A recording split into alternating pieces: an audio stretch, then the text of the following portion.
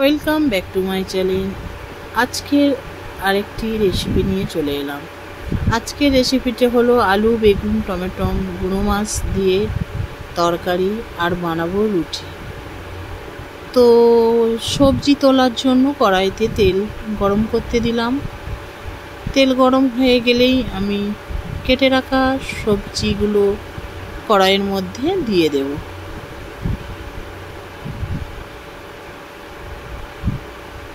দিয়ে ভালো করে নেড়ে চেড়ে ভেজে নেব, যেটা সব সবজি রান্নার মতনই যেমন করি।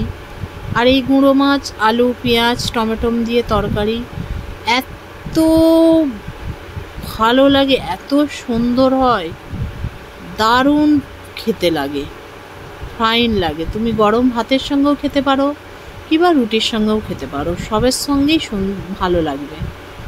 তো আমার কেটে রাখা সবজিগুলো আমি সব কড়াইয়ের মধ্যে তুলে দিলাম, দিয়ে ভালো করে নেড়ে চেড়ে ভেজে নেব। তার মধ্যেই তোমাদের সঙ্গে আমি একটু কথা বলে নিই। সবজিটা নাড়তে নাড়তেই, নতুন হয়ে থাকলে চ্যানেলটাকে সাবস্ক্রাইব করে পাশে থেকে বেল আইকনটিটা বাজিয়ে, যাতে আমি কোনো ভিডিও ছাড়লে তোমাদের কাছে পৌঁছাতে পারে। লাইক কমেন্ট করতে একদমই ভুলবে না। তোমাদের ছোট ছোট লাইক কমেন্ট পেলে আমার ভিডিও বানানোর উৎসাহটা আরও বেড়ে যাবে। ভিডিওর মধ্যে কোনো ভুল থাকলে অবশ্যই বলবে, যাতে সেই ভুলটা আমি সংশোধন করতে পারি। তো আমি ভালোভাবে ভেজে নেব। ভেজে নেওয়ার পর দেখতে পেলে বাটিতে মশলা রেডি করে রেখেছিলাম। তো বেশি কিছু না, একটু আদা রসুন, জিরে গুঁড়ি, লাল মির্চ, হলুদ, সব রকম মশলা একটু রেডি করে রাখাই ছিল, সেটা দিয়ে দিলাম। দিয়ে গুঁড়ো মাছটা আমি আলুর মধ্যে দিয়ে দিলাম। দিয়ে আমি একটু মশলার সঙ্গে ভালো করে কষিয়ে নেব। তো আমাকে যতক্ষণ না আমার কষানো হচ্ছে, আমি একটু ভালো করে নেড়ে চেড়ে ভালো করে কষিয়ে নেব। তো আমার মশলাটা দেওয়ার সঙ্গে সঙ্গে কালারটা দেখতেই পাচ্ছ কত সুন্দর এসেছে। পুরোটা হয়ে গেলে আরও সুন্দর এসে যাবে। সবাই বাড়িতেই খেয়ে থাকবে। এখনো পর্যন্ত যে বাড়িতে এই রেসিপিটা করে খাওনি, অবশ্যই এটা করে খাবে। বেশি কিছু লাগবে না, অল্প আলু, একটু বেগুন, টমেটো, পেঁয়াজ কেটে নেবে। এক চা চামচের এক চামচ রসুন বাটা, এক চামচ আদা, এক চামচ লাল মির্চ, যে যেমন স্বাদের ঝাল খাও সেই রকম পরিমাণ মতো দেবে।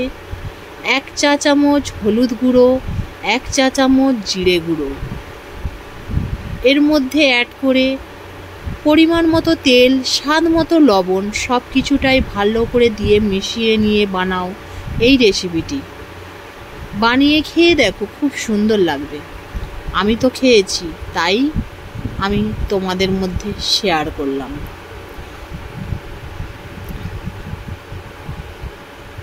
তোমাদের সঙ্গে কথা বলতে বলতে আমার প্রায় কষানো হয়েই এসেছে।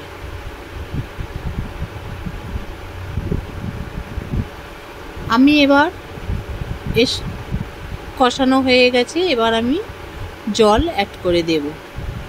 তো জল দিয়ে চাপা দিয়ে দিয়েছিলাম, সেটা তোমাদের দেখাতে পারলাম না, কারণ পুরো দেখাতে গেলে অনেকটা হয়ে যাবে।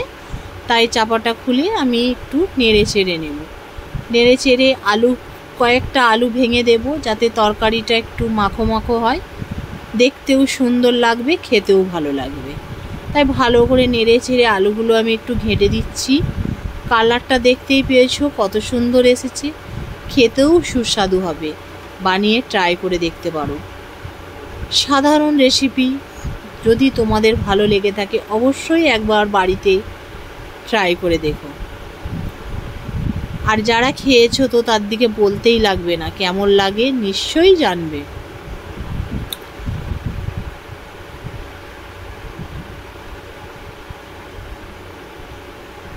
বেশি কিছু বলছি না, প্রায় আমার ভিডিওটা শেষের পথে। আমার তরকারিটা পুরো রেডি। গুঁড়ো মাছ, আলু, বেগুন, টমেটো, পেঁয়াজ দিয়ে তরকারি খুব সুস্বাদু খেতে হয়। তাই আজকে বানালাম। এই গুঁড়ো মাছটা সবসময় পাওয়া যায় না, তাই এখানেই শেষ করছি আজকের ভিডিও। Watching my video. সবাইকে ভালো থেকো। টাটা, বাই বাই, নমস্কার।